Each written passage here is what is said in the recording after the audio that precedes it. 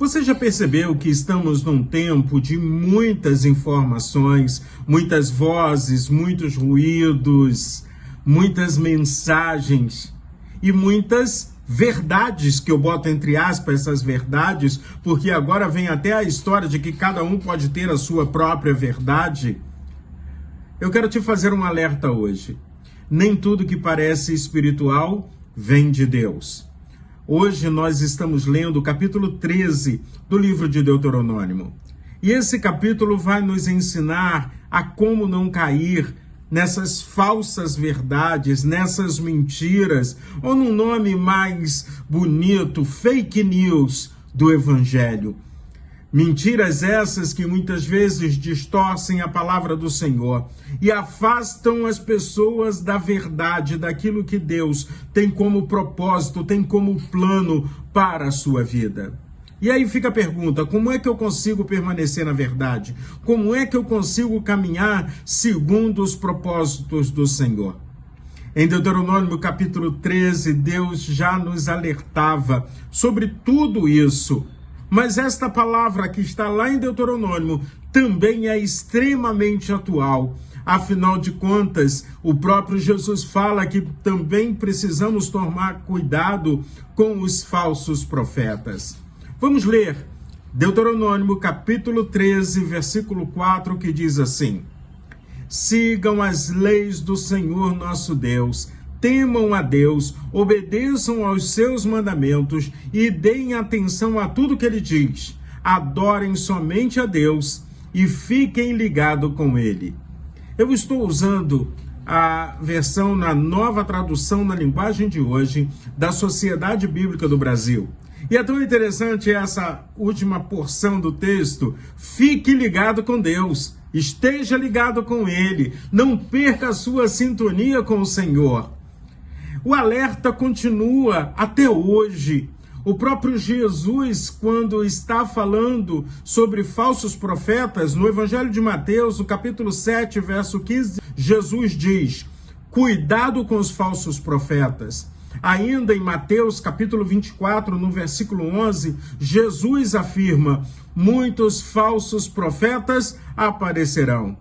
E a realidade de hoje não está diferente. Por isso, se você não quer ser enganado, preste atenção. Nem tudo que emociona edifica.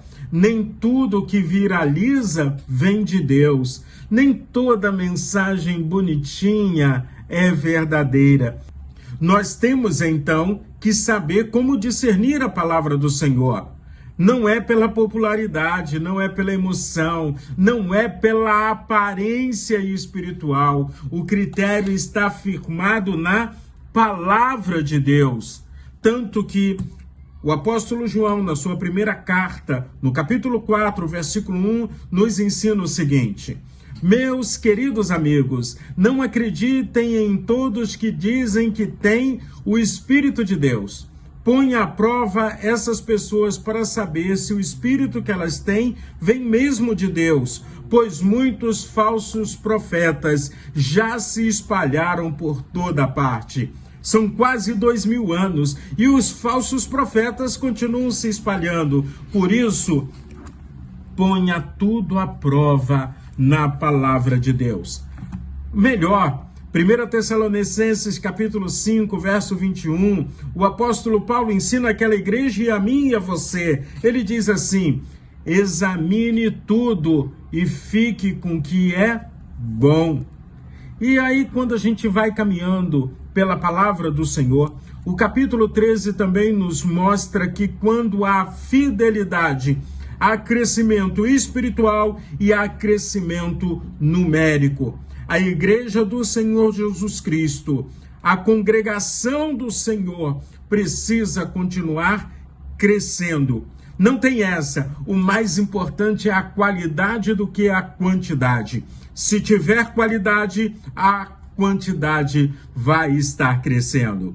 Tanto que no capítulo 13, verso 17 de Deuteronômio, nós lemos: Deus terá compaixão e, como jurou aos nossos antepassados, fará com que vocês aumentem em número. Ou seja, aquele pequeno grupo Melhor, aquela família que começa lá em Gênesis capítulo 12, deixando tudo para trás para obedecer à ordem do Senhor. A família de Abraão, uma mulher estéril, já se transformou numa grande nação e vai continuar se multiplicando, vai continuar crescendo. Fidelidade ao Senhor gera crescimento, crescimento espiritual, fruto na vida, transformação real.